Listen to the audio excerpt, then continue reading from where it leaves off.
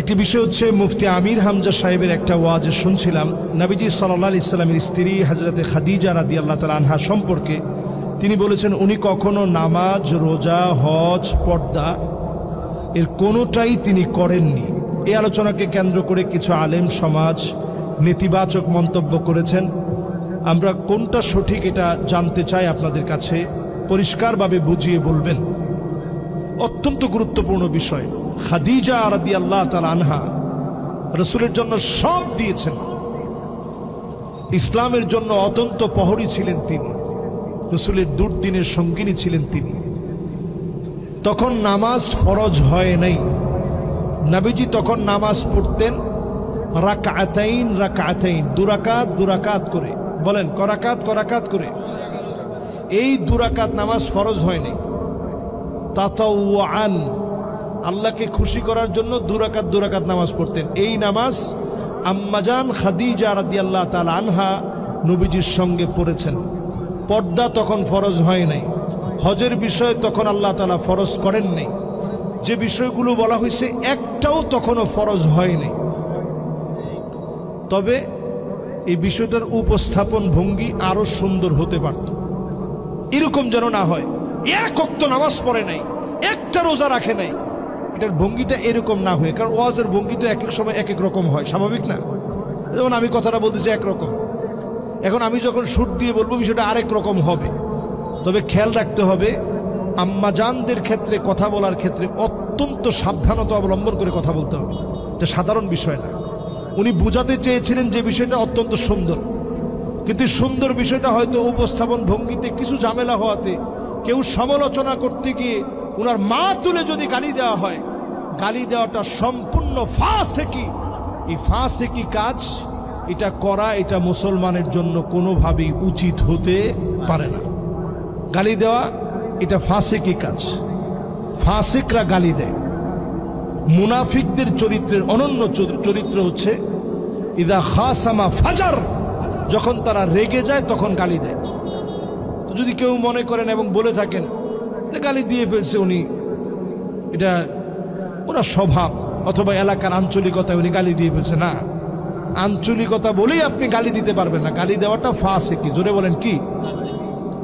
তাহলে ফাসিকি কাজ করা কবিরা গুনাহ। ছোট গুনাহ না বড় গুনাহ?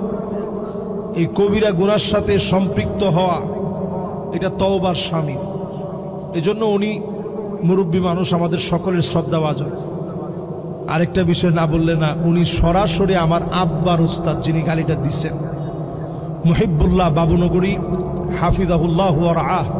আমি শ্রদ্ধা রেখে বলি, উনি আমার আব্বার উস্তাদ। আমার আব্বা উনার কাছে বাবুনগর মাদ্রাসায় পড়ছেন। তো উনি অত্যন্ত বড় মাপের আলেম, উনার পুরো খানদান অনেক বড় আলেম।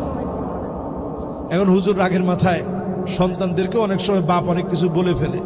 তবে এইরকম কথা যেন আমরা আশা করি না যে কথার কারণে আসলে মানুষ সবাই কষ্ট পায়। এই যে প্রশ্নটা আজকে আসছে, আমি কিন্তু ওয়াজ শেষ করে ফেলছি। এখানে মাহফিল সহ আমার মাহফিলের দায়িত্বশীল, সামনের শ্রোতা সবাই সাক্ষী। মাহফিল শেষ, মোনাজাত শেষ, এরপর আপনারা প্রশ্নটা দিয়েছেন দেখে আমার এই কথাটা বলতে হলো। এই কথাটা বলে আমি শেষ কথা এটাই বলতে চাই, হুজুরের কাছে আমরা ক্ষমা চাই।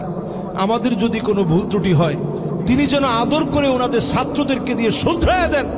এইরকম অন্তত গালি, এটা মানুষ অন্তত ওনার কাছ থেকে আশা করে না।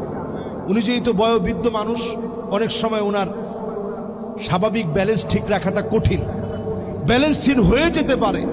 এজন্য ওনাদের আশপাশের লোকদেরকে বলবো, সব জিনিস আপনারা হুজুরে দেখাবেন না, হুজুরের সব জিনিস দেখাবেন না। দেখলেই উনি ওনার মেজাজ অনুযায়ী, জালালি তবিয়ত অনুযায়ী অনেক সময় একটু ক্ষিপ্ত হয়ে যেতে পারেন। সব ফেসবুকের নিউজ হুজুরে দেখাতে যাবেন না।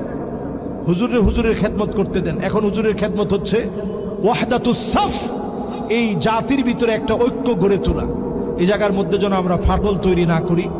মুহিবুল্লাহ বাবুনগরী হুজুর আমার বলতে গেলে যেহেতু আমার আব্বার উস্তাদ, তার মানে আমার তো বতরিকা আউলা আমার উস্তাদ। অসংখ্য আলেম না, লক্ষ লক্ষ আলেমের উস্তাদ, যারা বিভিন্ন জায়গায় বড় বড় মুহাদ্দিস, তাদের উস্তাদ হয়ে ওনার কাছ থেকে বিষয়টা শুনে আমরা একটু কষ্ট পাইছি না? এজন্য আমরা বলবো যে আলেমরা আসলে প্রত্যেকটা কাজ করার ক্ষেত্রে মেপে মেপে করা দরকার। ফানজুরু আম্মান তাখুযুনা দীনাকুম, ওই আলেমদেরকে লক্ষ্য করা উচিত যাদেরকে মানুষ অনুসরণ করে তাদের চুলার গোড়া থেকে শুরু করে পায়ের তালু পর্যন্ত ঠিক করা উচিত।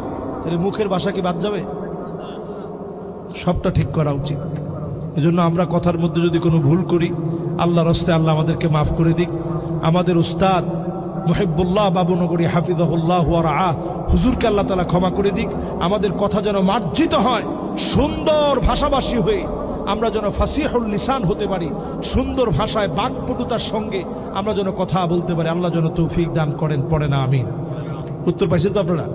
এজন্য আমরা নিজেরাও গালাগালি না করি, কাদা সরাসরি না করি, ওনারাও আমরা মন থেকে দোয়া করি ওনার জন্য, যে উনি যেন ঠিকঠাকভাবে সুন্দরভাবে জাতির নেতৃত্ব দেয়। উনি আমাদের জাতির রাহবার। আল্লাহ যেন ওনাকে এই সময় কবুল করেন, কোনো ফিতনা যেন তৈরি না হয়। আমিন। আসসালামু আলাইকুম ওয়া রাহমাতুল্লাহি ওয়া বারাকাতুহু।